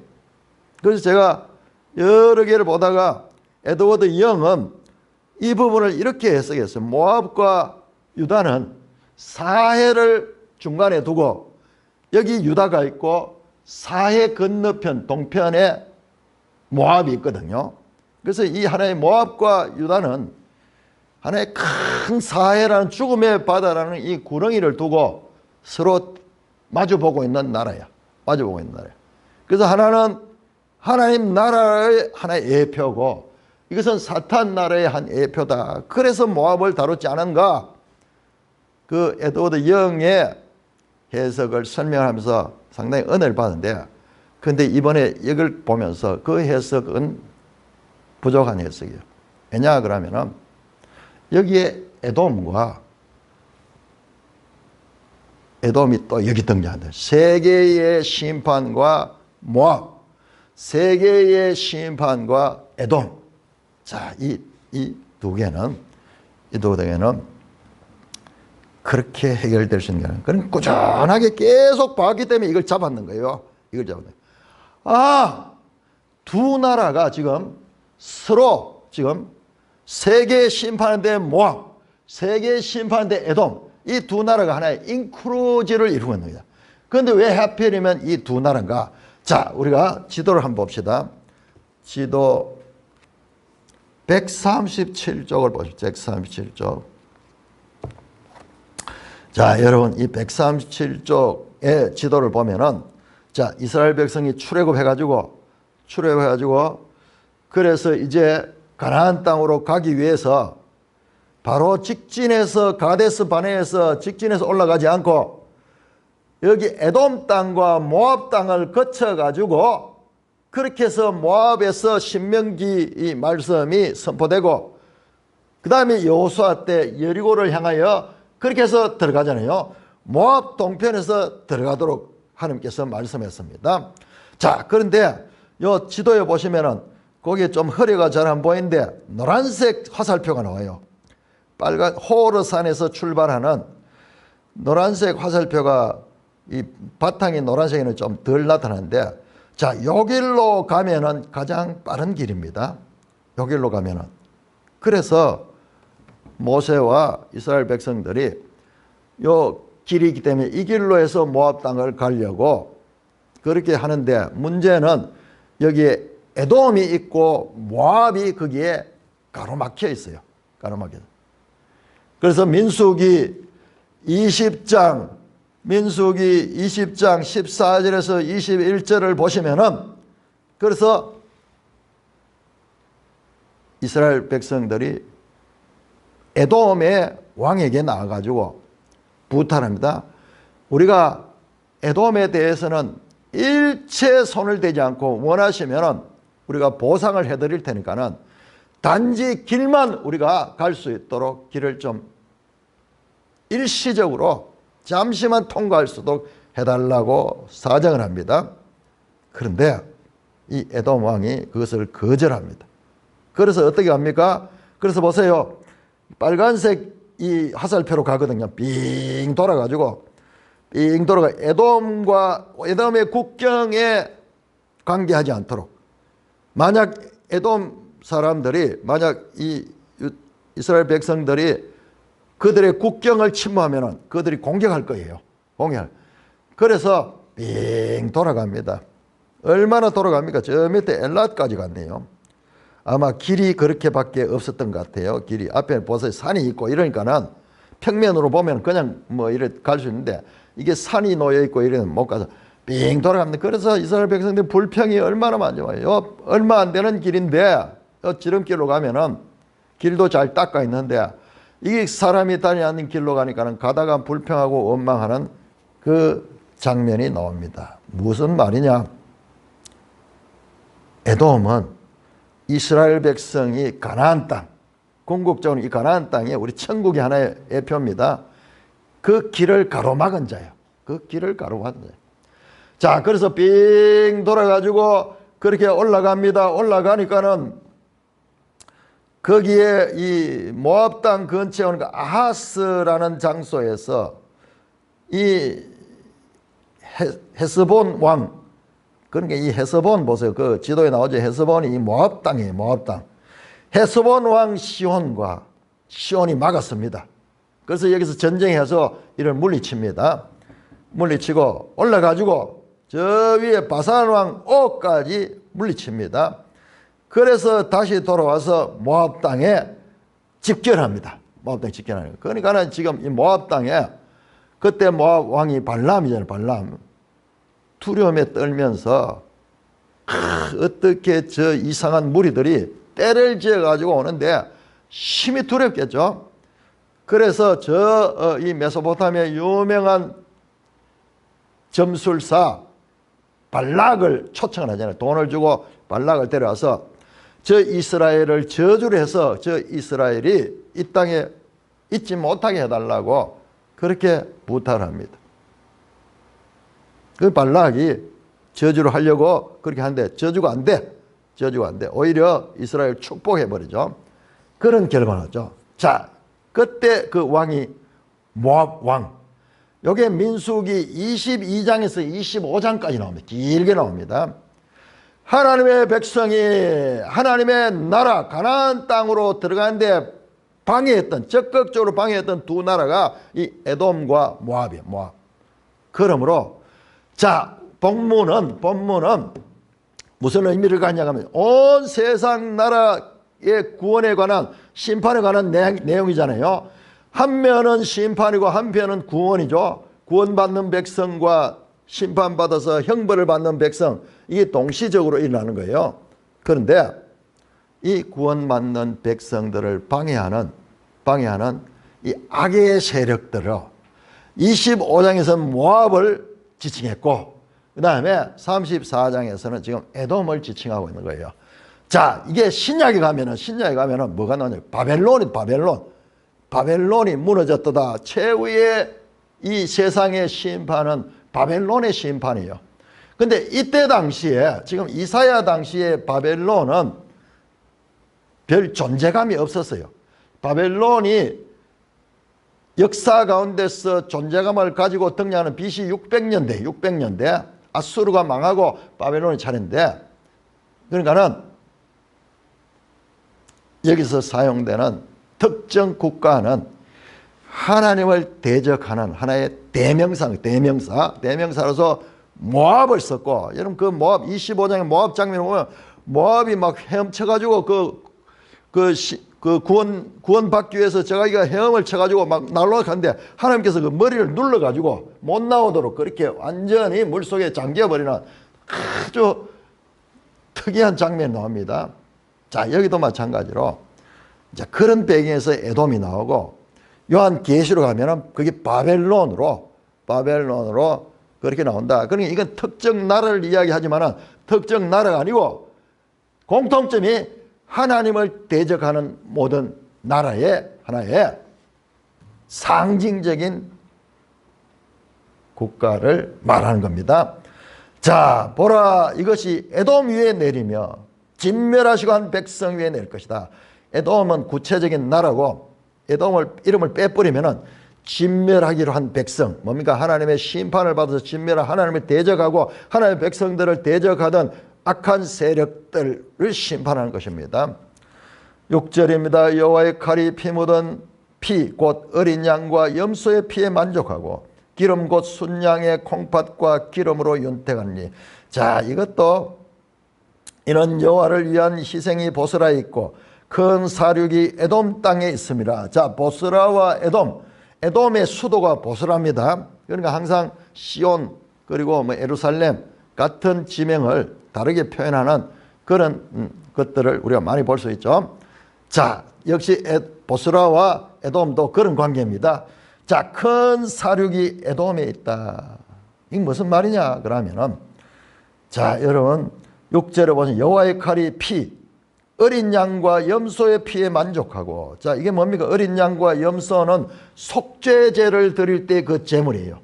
근데 그 제물을 드려서 칼로 잡아가지고 그 피를 뽑아야 되거든요. 피를 뽑고 그것을 이제 그 다음에 기름, 곧 순양의 콩팥 기름으로 윤택하다. 여러분 레위기 4장 7절 우리 한번 돌아가 볼까요? 레위기 4장 7절 보십시오. 속죄제에 관한 규례입니다. 레위기 4장 7절. 제사장은 또 그 피를 여호와의 앞 회막 앞 향단 뿔들에 바르고, 제물의 피를 뽑아가지고 그걸 뿔에 바르고 그 송아지의 피 전부를 회막문 앞 번제단 밑에 쏟을 것이며, 속죄 제물 된 수송아지의 모든 기름을 떼낼지니 곧 내장에 덮인 기름과 내장에 붙은 기름과 두 콩팥과 그 위에 있는 기름, 간에 덮인 끝풀을 콩팥과 함께 떼어내되 화목제 제물의 소액에서 떼어남같이 할 것이요, 제사장은 그것을 번제단 위에 불사르며 수송아지의 가죽과 모든 고기의 그것의 정강이와 내장. 자, 속죄제를 들 때 이와 같이 피를 뿌리고 그 다음에 그 짐승의 기름을 제물로 바치는 장면이 나옵니다. 자, 그래서 이것은 무슨 말이냐 그러면 본문으로 다시 돌아오면요, 여호와의 칼이 피 곧 어린 양과 염소의 피에 만족 기름 곧 순양의 콩팥 기름에 윤택하니 이는 여호와를 위한 희생이 보스라에 있고 큰 살육의 애로움 땅에. 무슨 말이냐 그러면 이게 속죄제잖아요. 색제제. 그런데 이 속죄제가 여기는 제물이 아니라 보스라 에돔 그 주민들 자체가 제물이 되는 거예요. 왜? 죄를 지은 자들에게는 죽음이거든요. 죽음입니다. 그래서 죄의 삭은 사망인데, 그러면 그동안 어떻게 사망 안 당했는가? 내가 죽어야 할 걸 대신해서 재물이 우리를 대신해서 죽었거든요. 근데 여기는 재물이 아니고 그 에돔과 보스라 그 자체가 그대로 재물이 된 거예요. 재물. 죄를 지은 당사자가 재물이 되는 것입니다. 자, 두 번째로 7절에 보면은 들소와 송아지와 숫소가 함께 도살장으로 내려 그들이 땅에 피에 취하며 흙이 기름으로 윤택할 것이다. 마찬가지입니다. 기름, 피. 자, 도살장에 끌려가듯이 송아지와 숫소를 드리는 장면이 나옵니다. 자, 위에 나오는 순양의 콩팥, 그 다음에 위에는 이 6절에는 어린 양과 염소를 제물로 드렸죠. 제물 드렸죠. 그 다음에 7절에는 들소와 송아지와 숫소가 제물로 드려집니다. 자, 6절에 나오는 제물, 어린 양, 염소, 순양, 그것들의 피와 기름으로 속죄제를 드리죠. 자, 이거 한번 볼까요? 레위기 4장 22절, 28절. 만일 족장이 그의 하나님 여호와의 계명 중 하나도 부지정에 범하여 허물이 있는데 그가 범한 죄를 누가 그에게 깨우치면 그는 흠없는 순염소를 예물로 가져다가 순염소의 머리에 안수하고 여호와의 번제물을 잡는 곳에 잡을지니 이는 속죄제라. 자, 27절 보세요. 만일 평민의 한 사람이 여호와의 계명 중 하나라도 부지정에 범한 허물이 있으면은 그러면은 암염소를 끌러와서 그의 죄로 인하여 그것을 예물을 삼고 그것의 기름도 그렇게 드리라 나오죠. 자, 족장이나 평민, 이건 일반 사람들이요. 그것이 바로 6절에 나오는 제물입니다. 어린 양과 염소의 피, 그리고 그것들의 기름을 드리죠. 그 다음에 7절에 보면은 들소와 송아지, 숫소가 나오는데 이거는요. 4장 3절에 보시면 3절. 만일 기름 부음 받은 제사장이 범죄하여 백성의 허물이 되었으면 그가 범한 죄로 말미암아 흠없는 숫송아지를 속죄 제물로 삼아 여호와께 드릴 것이니 그러면서 그들의 기름을 바치는 내용은 자 뭐냐 그러면은 여기 34장 6절은 일반 평민들의 족장이나 그리고 일반 평민들의 죄에 대한 속죄를 나타내는 거고 7절에 송아지와 숫소는 제사장이나 왕이나 높은 사람들, 권력자들의 재물을 가리키는 것입니다. 자, 그런데 여기에 이와 같은 재물들이 바쳐지는 게 아니라 에돔과 보스라의 죄인들이 그대로 제물로 바쳐지는 것입니다. 8절입니다. 이것은 여호와의 보복하시는 날이요 시온의 송사를 위하여 신원하시는 때라. 왜냐하면 들어가 있어요. 키. 이것은 여호와께서 보복하시는 날이요 시온의 송사를 위하여 신원하시니라. 시온의 이스라엘을 대표하죠. 그 다음에 교회도 여기에 포함이 됩니다. 왜냐하면 신원하신다. 그 백성들이 악의 세력으로 말미암아 탄압받고 압박받고 피 흘려 죽임을 당한 그들의 한을 풀어주는 것이 신원하는 겁니다. 자, 요한계시록 6장 돌아갑니다. 6장으로 가고 있습니다.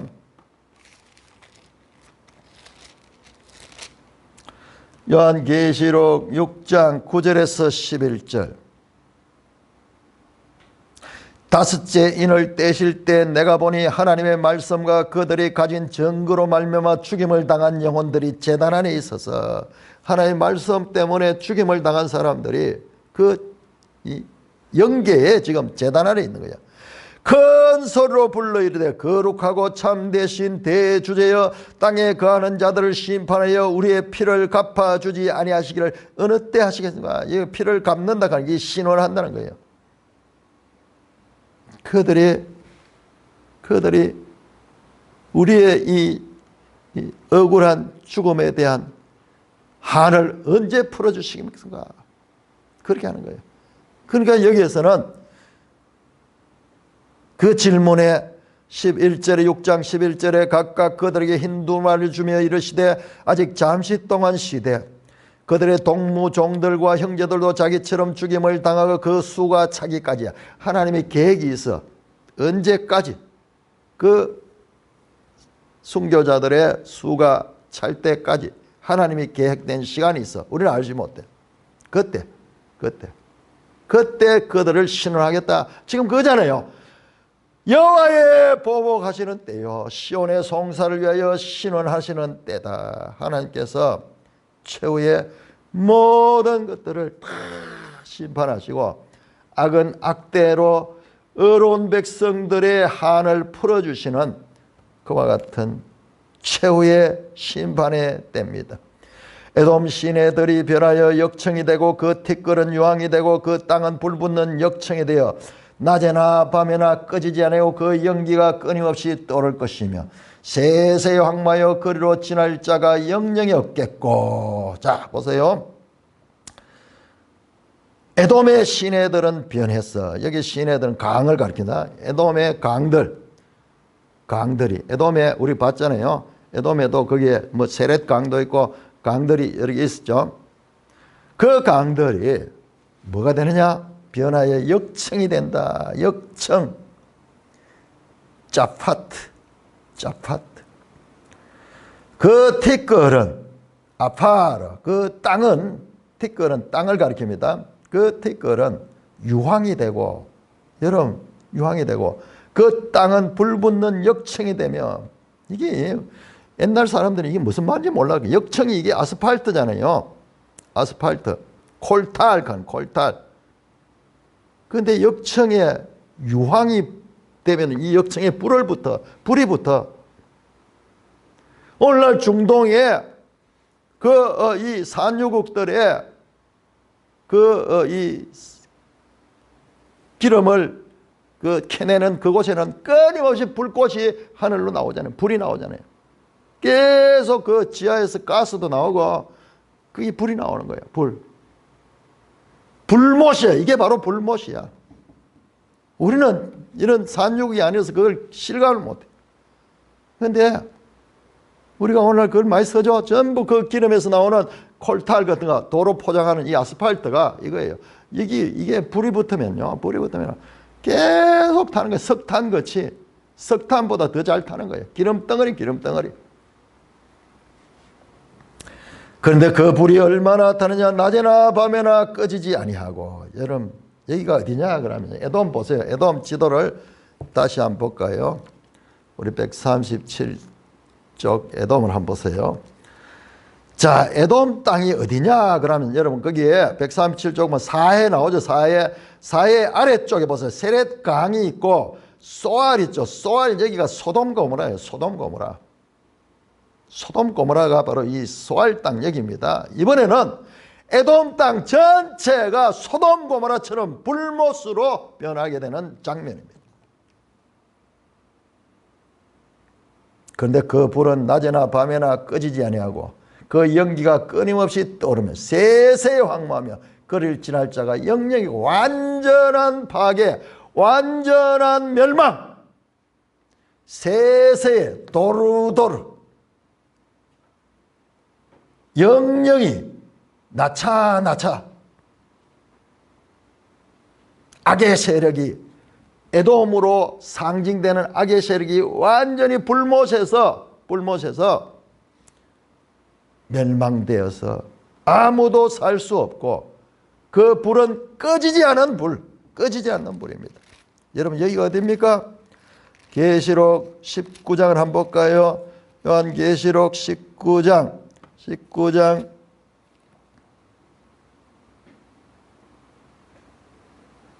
20절 19장 20절 짐승이 잡히고 그 앞에서 표적을 행하던 거짓 선자도 함께 잡혔으니 에돔으로 여기 에돔을 대입시켜 보세요.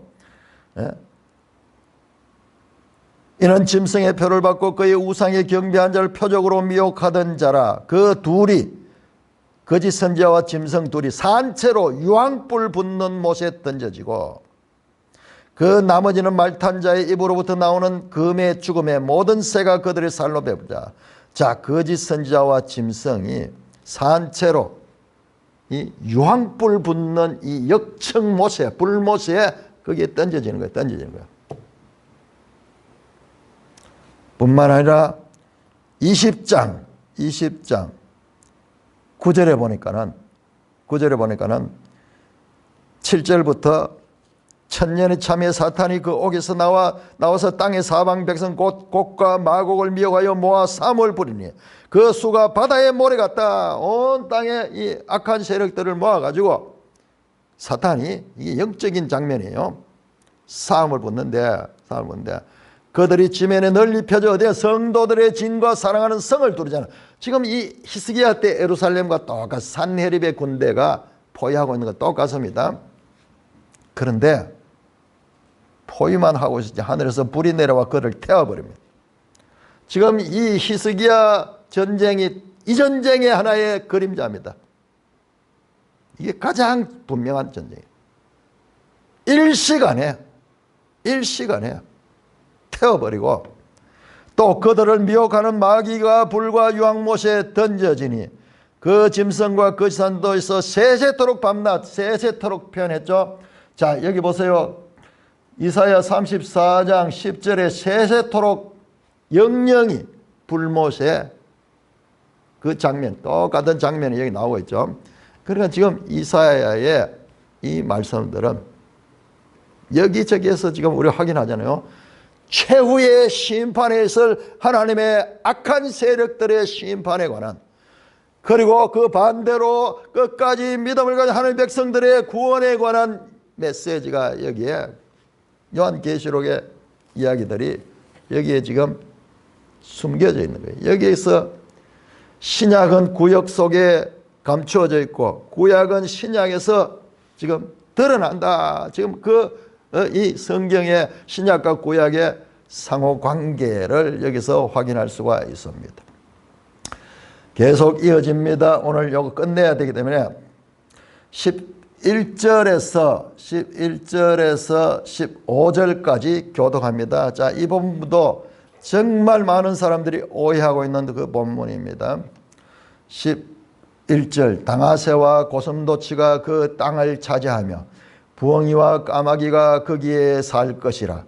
여호와께서 그 위에 혼란의 줄과 공허의 추를 들이우실 것인즉 그들이 국가를 이어하여 귀인들을 부르되 아무도 없겠고 그 모든 방백도 없게 될 것이요 그 궁궐에는 가시나무가 나며 그 견고한 성에는 은근키와 쇠품이 자라서 성냥의 굴과 타조의 처소가 될 것이니 들짐승이 이리와 만나며 순염소가 그 동류를 부르며 올빼미가 거기에 살면서 쉬는 처소로 삼으며 부엉이가 거기에 깃들으며 알을 낳아 까서 그 그늘에 모으며 솔개들도 각각 제 짝과 함께 거기에 모이리라. 자, 이 장면이 바로 앞에 나오는 불못 심판과 연결되어 있습니다.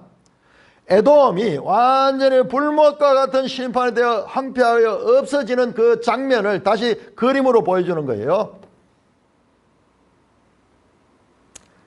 자, 주인이 바뀝니다. 에돔의 이제 거주민이 사람은 영영이 없어집니다. 아무도 그리로 지나갈 자가 없습니다. 그러나 11절에 거기에 새로운 거주민들이 나오는데 당아새와 고슴도치가 그 땅을 차지한다.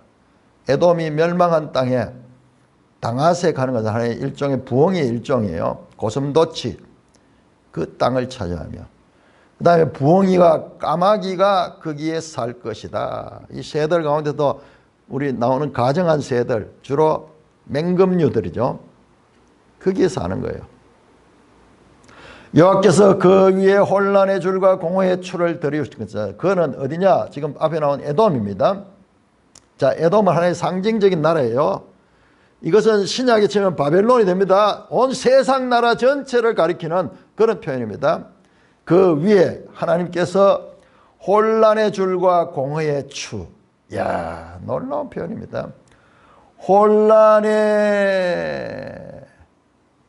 줄, 토후, 공허의 추, 보후, 토후, 보후. 창세기 1장에 땅이 혼돈하고 공허하여, 땅이 혼돈하고 공허하여 할 때 이 단어예요. 토후, 보후, 토후, 보후. 자, 땅이 혼돈하여 공허할 때 하나님이 그 가운데 말씀으로 창조하셨죠. 그런데 여기 반대로 하나님께서 공허의 줄, 혼란의 줄과 공허의 추를 통하여, 이게 뭡니까? 줄과 추는 건축하는 그와 같은 기본적인 측량 도구죠. 수직을 맞추는 데는 추를 사용하고 수평을 맞출 때는 줄을 사용해 가지고 가로 세로 건축을 하다 보면은 가로 세로 이것이 제대로 안 되면은 집이 나중에 안정감이 없어집니다. 그래서 이게 가장 중요해요. 바닥을 평평하게 한 다음에 줄을 대어 가지고 추를 내려 가지고 수직 바로 맞추고 그다음에 수평 바로 맞추는, 이게 건축의 가장 어렵고도 기초예요. 그렇죠? 이게 제대로 안 되면 우리 일반인들의 집지 보면은 들쑥날쑥 됩니다. 이거 뭡니까? 창조하시고 건설하는 줄과 추가 반대로 혼란의 줄과 공허의 추. 이야, 이런 시적이고 형용 모순이죠. 혼란, 공허, 이것은 파괴거든요. 그런데 그거를 건축용으로 사용하는 거예요. 혼란을 건축하고 그 다음에 공허를 세운다. 이게 말이 안 되잖아요. 형용 모순이죠. 뜨거운 아이스 아메리카노 같은 이야기예요. 이거는 말이 안 되는 건 형용 모순이에요. 오래된 미래 같은 말이 안 되는 이야기입니다. 형용 모순이 있을 수 없는 거예요. 우리에게 과거는 오래됐지만은 미래는 아직 오지도 않은 거야. 그런데 이 미래가 오래되었다. 시작된 종말 같은 겁니다. 우리 신약을 성경하면 시작된 종말. 종말은 저 멀리 있는데 그 종말이 현재로 와 있어. 이거는 시간을 지금 접어가지고 아까 하늘이 두루마리 말린다 하는 그런 표현처럼 지금 시간이 말려가지고 뒤에 게 앞으로 오고 앞에 게 뒤로 가는 이런 현상입니다. 파괴가 건설이 되는, 파괴를 건설하는, 그게 말이 됩니까? 그런 표현을 쓰고 있는 거예요. 역창조면 역창조. 창조하신 하나님이 혼란과 공허한 것이 말씀으로 창조하시니 이제 그 창조된 것들을 역창조 없애버린 거예요. 없애버리는. 그래서 완전히 황폐하게 됩니다. 그들이 국가를 이으려 하여 귀인들을 부르되 아무도 없겠고, 이것도 앞에서 비슷한 내용이 나왔어요. 국가라기보다도 여기는 왕을 세워가지고 나라를 이으려 하다 사람들을 모으지만 사람이 없는 거예요. 앞에서 나왔죠. 아무도 사람이 없어. 그래서 그 돈 있는 사람한테 네가 우리 왕이 되라, 우리의 지도자가 되라. 그 사람들 안 하려 그래. 다 안 하려 그래. 여러분, 이 권력욕이라는 것은 인간에 있어가지고 하나의 생명력이 얼마나 강한지 몰라요. 서로 권력을 잡으려고 지금도 피 터지게 싸우고 있는 이 정치권을 보고, 이게 모든 인간에게 공통점, 온 세계에 다 그래. 권력을 잡. 그런데 이때는 아무도 왕이 될 사람이 없는 거예요.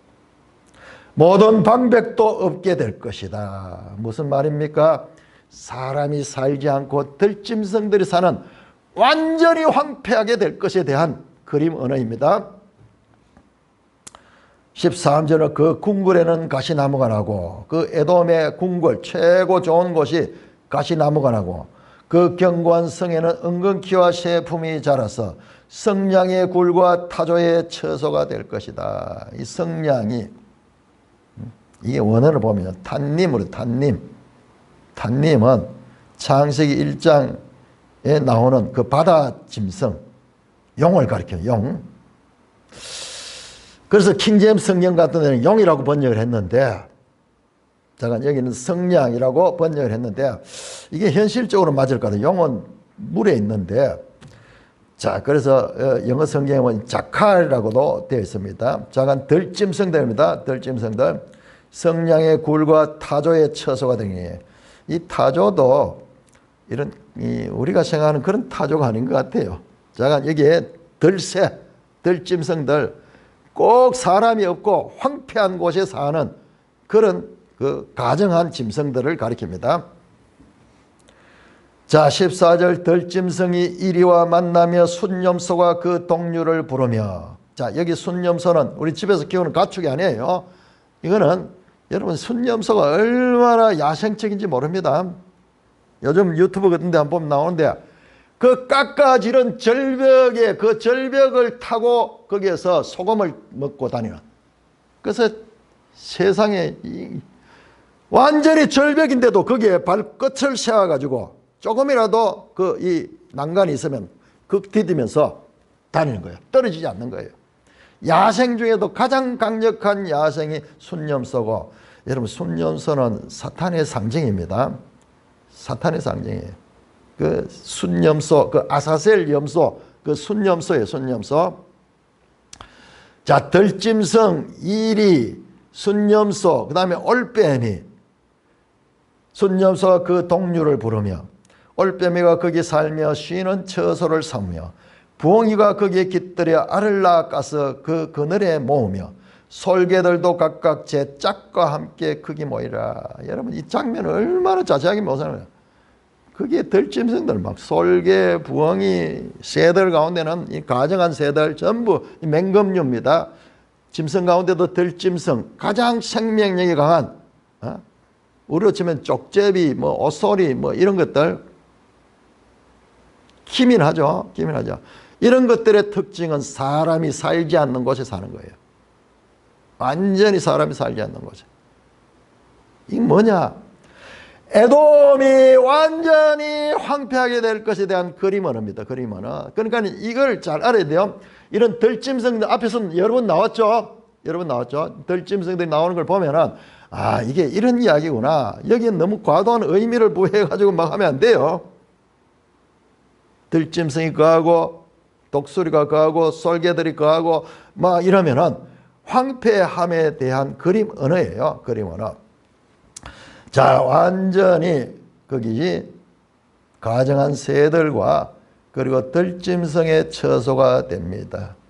자 여러분 요한계시록 18장 2절에 이 바벨론의 무너짐 무너졌도다 무너졌도다 큰 성 바벨론이여 귀신의 처소와 자 귀신의 처소 여기 처소라는 표현 나오죠. 굴과 타조의 처소가 되며 그 다음에 올빼미가 사는 처소가 되며 부엉이가 거기 깃들이는 그런 처소들 들짐승들의 처소 성냥이의 굴과 타조의 처소 자 이게 뭐냐 귀신의 처소 가는 게 제가 앞에 말했죠. 성냥이 이 순념소 이런 게 사탄의 상징이라고 이 귀신들의 처소 바벨론이 귀신의 처소가 되었다 할 때 바로 이 장면을 간 거예요. 가정한 새들과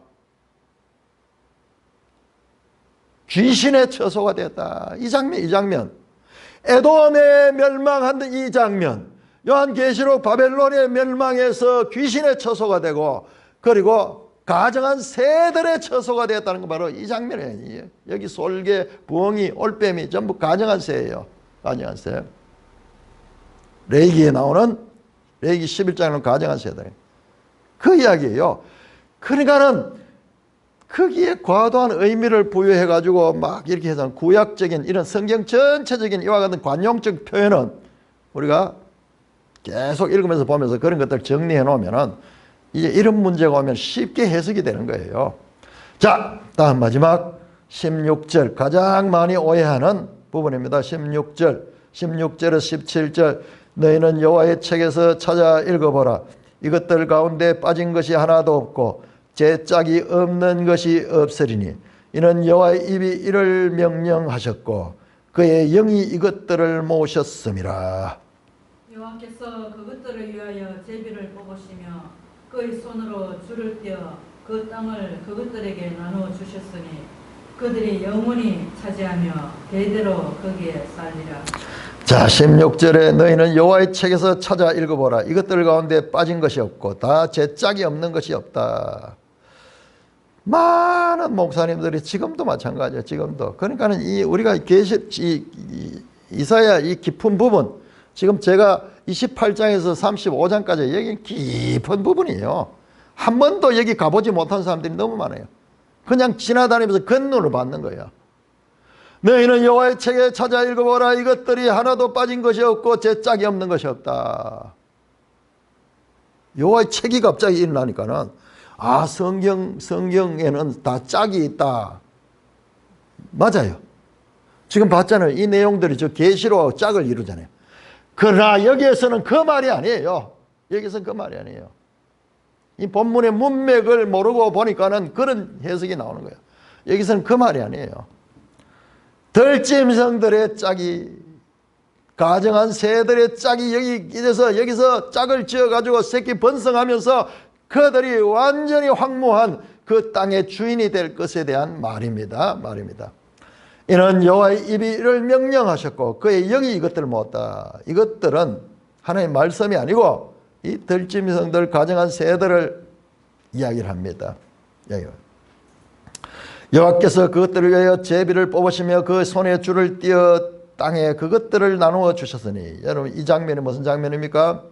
이스라엘 백성들이 가나안 땅에 정복했을 적에 거기서 그 12지파의 땅을 분배할 때 그 장면을 줄을 띄어 가지고 그 다음에 그 땅을 그들에게 나누어 주잖아요.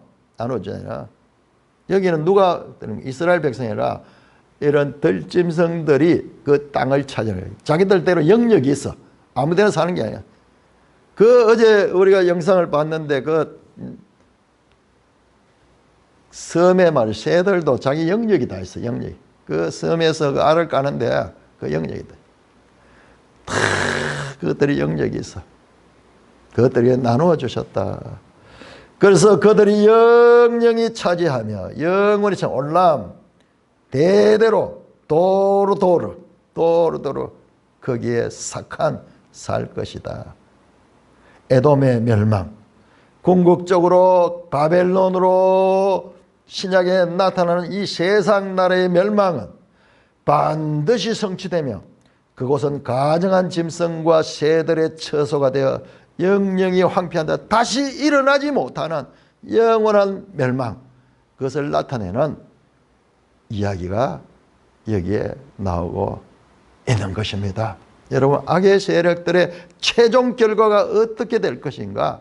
성경은 상세하게 여기서 말하고 저기서 말하고 또 신약에서 또 말을 하면서 반복적으로 우리에게 하나님을 믿는 백성이 가게 될 영원한 천국의 나라와 새하늘 새 땅의 그 나라와 그리고 멸망받아서 불못에서 영원히 타는 물속에 고통당할 하나님을 모르는 백성들의 심판의 결과를 반복적으로 계속해서 말씀하여서 이 하나님의 심판은 반드시 있을 것이며 사람은 이 땅에 살면서 어느 길을 선택할 것인가, 그것을 지금 하나님께서 우리에게 보여주시면서 가르치고 있는 것입니다.